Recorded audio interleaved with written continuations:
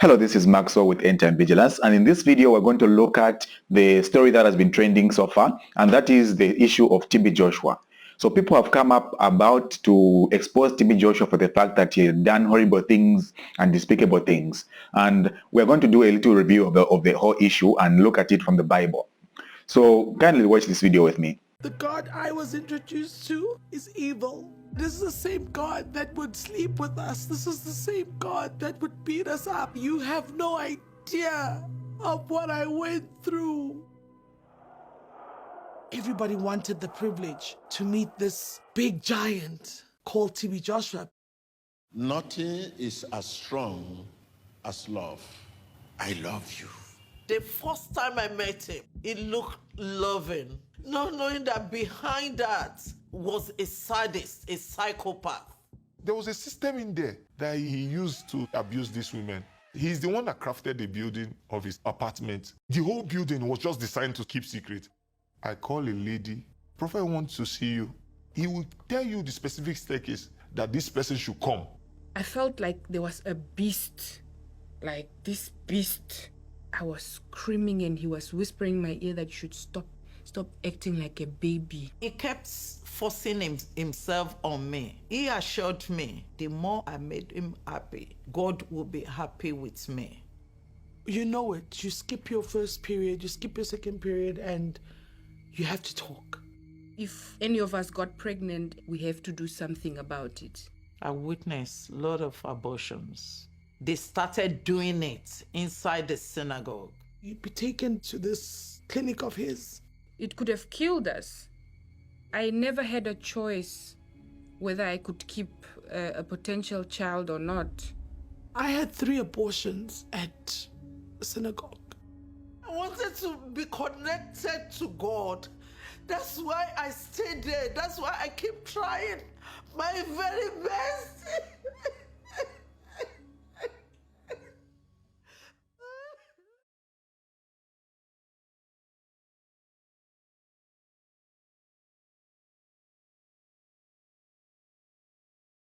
Now, after watching this video, you will find that there are many people that have different views and different opinions about this. We have other people who are saying that this was staged just to deaden the image of TB Joshua. So for that, I have nothing much to say for the fact that TB Joshua is not alive for himself to defend himself, because it is actually much more convenient for the people coming out now because he's not alive to defend himself. But on the other hand, we have quite a number of people speaking about events that really happened in a way, and we have certain issues that have been recurring. Like, for example, some years ago, there was a woman that would go to TB Joshua, she gets healed, and later on comes back in a month and still wasn't healed. So one of them had even an altercation with TB Joshua where he said, you keep on coming back because you have no faith whatsoever. So we had those situations that were happening. We had kind of some of the prophecies that did not go to happen. Like, for example, he had a prediction that he made about Zambia, about Zambia and playing in a different country, playing football. He also had a prediction about Hillary Clinton winning the US elections in 2016, which did not happen.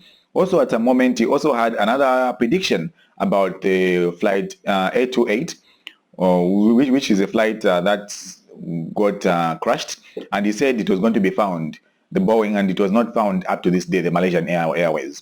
So it wasn't found up to this day, but he had said it to be found. So we have some kind of prophecies that did not go right with TB Joshua, and for that, actually, that is why I have not believed in TB Joshua in any way. I will say it upright here that I do not believe in these prophets that come about and preach that they are with God when the prophecies do not come to pass. So according to the Bible, we are told to test these prophets.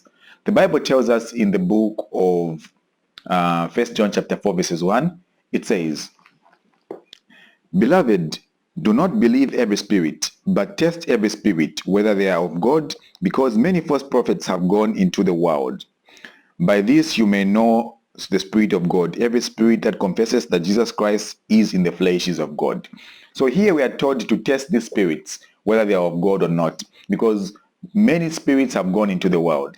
And because there are many spirits that have gone into the world, we have those that are coming from God and that which is coming from the devil. They all perform miracles, so there is no way of telling which one is true apart from the criteria of the litmus paper, which is the Bible. Now, putting the criteria of the Bible in this case, we do understand for sure that TB Joshua does not pass a lot of criteria in the Bible when it comes to a true prophet.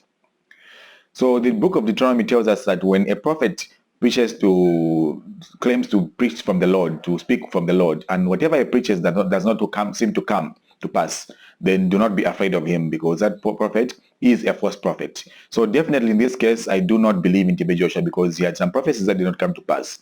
Now, things like this coming out in the open are things that people should have known would come up, because even back in the day, I used to talk about these things going to happen, and people were refusing, just like some of them are still refusing up to this moment. So I do not doubt for any moment that TB Joshua should be guilty of the things that are being charged. I know there's some exaggerations in certain cases, but all these people could not come from without just to date a man's image only. People are saying it's a fight on Christianity. No, it's not a fight on Christianity, because this is targeted directly at TB Joshua. Before, we had another issue with another prophet who is called Siawan. Siawan also had an incident like this where people came out, and now he came out in the end to say his power was not from God, he was coming from the Godfather. He talked about a Godfather, that his power is from the Godfather.